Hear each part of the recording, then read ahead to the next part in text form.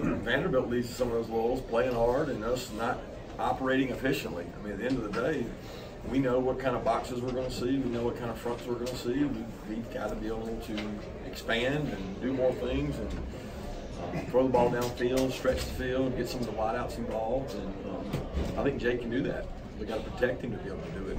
But ultimately, we wanted to come in here and play physical, establish a brand of football that we play, and I thought we did that. A couple short yardage situations. The offensive line kind of got stuff there. People are going to make something out of that because of its reputation. Are people going to make too much of that, or is it the kind of thing that you're going to be critical of as well? 325 yards rushing.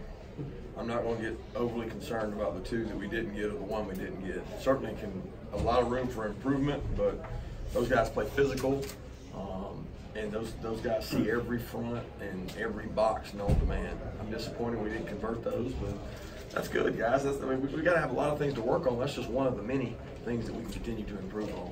And everything will be exaggerated great, or everything will be exaggerated horrible, and that's just the way it is. You're glad to see guys doing good things first time, for Georgia, Zamir, D-Rob. Yeah, I'm excited for those guys. Those guys busted their tail for D-Rob. Been there for 2 years, busting his tail and getting an opportunity to make some plays. I thought he was very comfortable. He was dominant on special teams. He's a gunner hold up, which he gets no credit for. And he and Matt Landers were as dominant a performances we've ever had out there. And he goes as kind of an unsung hero. And Zamir did a tremendous job, and he got his opportunity. What is it about Zamir? He seems to bring the Zeus calls, and every time he comes in the game, if you had a guy that just, for whatever reason, just the fans are just so much behind him and so excited about him. Yeah, I love him too. I mean, he's been through so much. He's a tremendous kid. He's a winner. I love all our kids, and he's just another one that's been through a tough time. And to see him go out there and have some success, he's so deserving of that. And our medical staff is deserving of a pat on the back for getting him out there, because they spent a lot of time with him on the men. You had a couple drives there in the first half, and you gave up some points, and then come back in the second half, go 4 straight 3 and out. So what kind of led to that? They stopped us. We didn't execute. I was talking about you on defense. You guys gave up some points there before half. I didn't think we had no. 4 straight 3 and outs. No, I didn't realize we had 4 straight 3 and outs on defense. But I thought the momentum swung a little bit. Guys started playing a little more aggressive, a little more comfortable.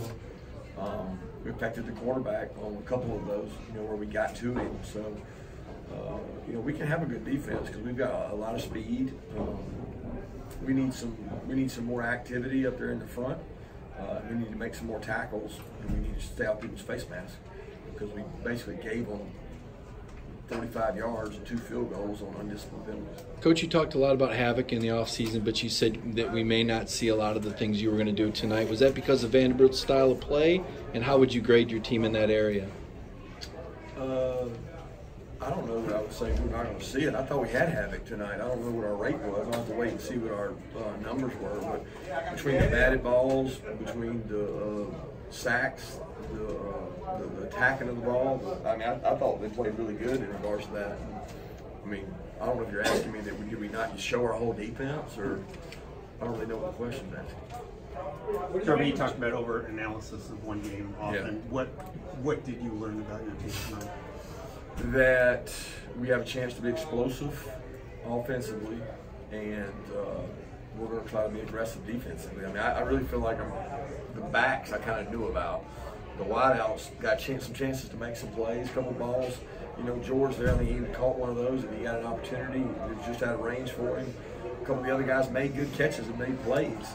So I feel good about that. But it's not like I agree with you that it's going to be blown out of proportion, either really positive or they struggled in the second half. But that doesn't matter to us. All we're doing is you're going back to work Monday, and we're going to go out there and go good on good, and we're going to put the hammer down and find out who's going to get better. We got 72, 73, 74, 75 players that are the 77, I mean, all the way up that are wanting to be on this trip. And they're going to come out there trying to take somebody's job. What did you make of Jake Fromm's performance? I thought Jake did a great job. He got a lot of looks, he got a lot of pressure, a lot of blitzes, he checked. As soon as he saw pressure on one side, he moved it. And I mean, people don't know what he did that was really, really sound and put us in really good football play. I mean, some of those explosive runs were because he knew where to put us. And Derek mentioned it before the game. It's just so comforting to have a starter that's been there for his third year, and you just know he's not going to put you in bad plays. You were up, I think, 24-6, and you had a 4th and 2. You went for it there, and they stopped you. What was your thinking in that moment? 3-score game. Kick a field goal, it's still a 3-score game. So it's an opportunity to make it a 4-score game, and felt like that we could get it and put the game away, because either way, 3 scores you're going to lose. How challenging is it to have virtually an entirely new cast of receivers in terms of guys that have made plays for Georgia? When you entered the game, did you have any doubt that they'd be able to perform? No, I've seen those kids for so long. You know what? I don't think they had their best performance. I thought they were really physical, and when you're physical, it makes catching the ball that much easier. And they were dominant on the perimeter blocking. Our guys, Tyler Simmons, Kieris, Cager, Matt, George, those guys are physical blockers out there on the perimeter, and they punish people along with the tight ends. So I think that kind of brings you your catches and gives you an opportunity to catch the ball. And we got an opportunity to throw it some. We hit some, we didn't hit some. Vanderbilt did a good job taking some of them away. Kirby, it's very unusual to come into an SEC opponent and just completely take over a stadium. What does that mean to you as a city here? Oh, it says everything about Georgia. The University of Georgia is a special place. The reason all y'all are here is covering Georgia, right? Georgia's an unbelievable market. Georgia's an unbelievable university. It's a great academic institution. They travel well. They love their fan. The fans love the stadium. They love our place. They want to go. So, I'm proud to be from the University of Georgia. I'm proud to be an alumni of the University of Georgia, and I know that our fans turn out because they want to be recognized. They want to be great. They want to be part of something special, and so do we. So, the two groups align for sure. We're hearing a lot about it. I'm all the way in the back. What's up, Brandon? So with Jordan Davis, what can you say about him and how he was he emerged in that role last season, but now as a sophomore, he's kind of the centerpiece of the line. What can you say about his growth in his sophomore year? Well, the sky's the limit for Jordan. He's extremely athletic. He's big. He's smart. He's fun to talk to. He's just entertaining. But Jordan has to work really hard to keep his stamina up. People can negate him by going fast, by going hurry up. They can wear him down, but he's extremely physical. He's a typical SEC D lineman, and I can't judge how he played tonight because I don't know. I know he was hard to block. Randy got 3 all-SEC titles. My favorite. You got to feel good holding this team without a touchdown anybody in the SEC, I guess. I agree with that. I think those 3 players are good players, guys. If you had told me we'd held them out without a touchdown, because Mitchell's been here forever. Pinkney's been ferocious in the back is really good. So I know from how we played them last year, we struggled last year now to be able to control these guys. And now they didn't have a quarterback, and that's a big difference. The guy that gets the ball to them, but you got a good football team offensively when it comes to those 3 guys. Coach, first time in a long time you guys have started with an SEC opponent. How difficult is that when they know you so well, and that's really the room for error gets much smaller? It's all relative. We know them, they know us. It's the first game, it's the second game. Everybody's on a comparable playing field, and with the crowd, it's the biggest thing because when you go on the road, it's going to be hard to play.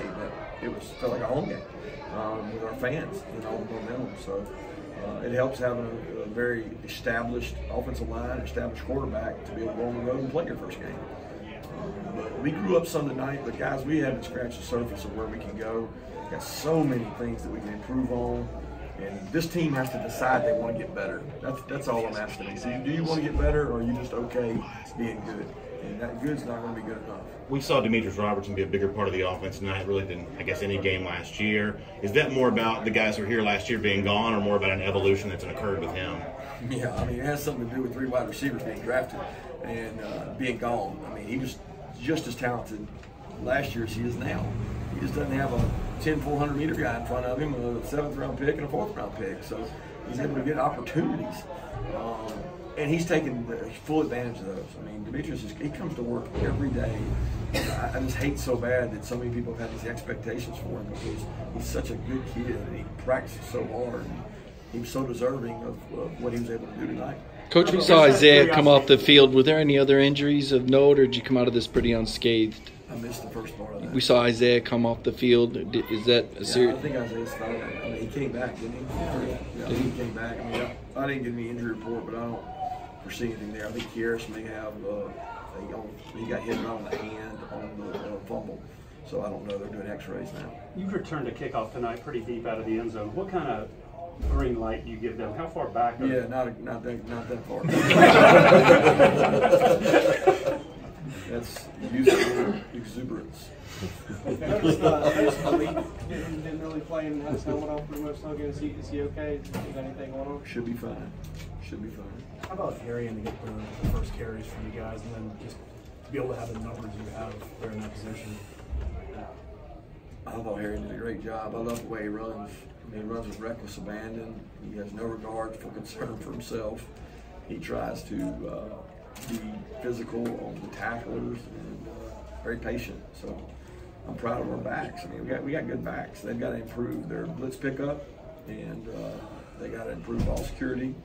Ball got loose some, but good backs, guys. We got to figure out our true identity, and we got to figure out a way to be even more dangerous in the passing game.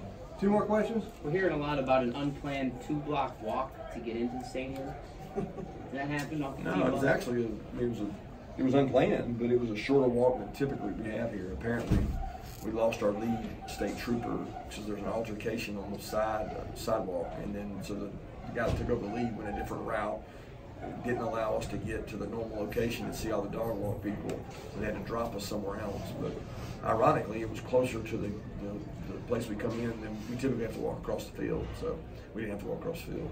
We don't talk much, Coach, about, we haven't lately, it seems like about Rodrigo Blankenship, but he moved up the charts again and he kicked a 50-yard field goal. He didn't hesitate, and it would have been good from further than that. Can you talk about what kind of weapon he is, I guess? He's a weapon. He, people don't realize it, but sometimes it frustrates Rod, but we don't always let him kick it out of the end zone on the touchbacks. And there were some planned not touchbacks tonight to make sure we get, number one, practice at covering kicks, and number two, the thought that we could pin them inside the 25. And, he doesn't always like that because he likes to kick it out of the end zone, but he's talented that he can hang it up higher and longer than anybody in the country, and then he get the field goals as well. So he's a valuable weapon for us, and he's a great kid and an unbelievable ambassador for the University of Georgia. Thank you. Thanks, guys.